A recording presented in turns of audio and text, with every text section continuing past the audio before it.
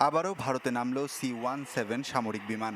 আবারও ফেরত পাঠানো হলো শতাধিক অবৈধ ভারতীয়কে।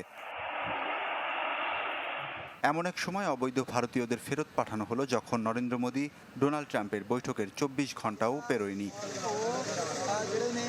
ট্রাম্প ক্ষমতা নেয়ার পর শনিবার দ্বিতীয়বারের মতো পাঞ্জাবের অমৃতসরে অবতরণ করে অবৈধ অভিবাসী বোঝাই বিমানটি।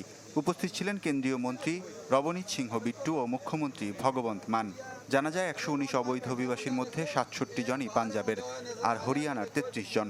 দ্রুতই আরও 800 ভারতীয়কে ফেরত পাঠানোর কথা রয়েছে। আজ রাতেই অবৈধ অভিবাসীদের নিয়ে ভারতে আসতে পারে আরও একটি মার্কিন বিমান। এদিকে বিতাড়িত ভারতীয়দের বিমান কেন বারবার পাঞ্জাবে অবতরণ করে তা নিয়ে শুরু হয়েছে রাজনৈতিক কোন্দল। আম আদমি পার্টি এবং কংগ্রেসের অভিযোগ, রাজনৈতিক উদ্দেশ্য থেকেই পাঞ্জাবে বিমান অবতরণের সিদ্ধান্ত নিচ্ছে কেন্দ্র। বিজেপি সবসময় পাঞ্জাব ও পাঞ্জাবিদের বদনাম করার চেষ্টা করে বলে অভিযোগ মুখ্যমন্ত্রী ভগবন্ত মানের। तब तो हमारे बंदे दिल्ली जाएं, दिल्ली से फिर उड़े और मतलब उनको टैक्स दें, ये वो दिल्ली जाने का खर्चा है ना, तब कोई प्रॉब्लम।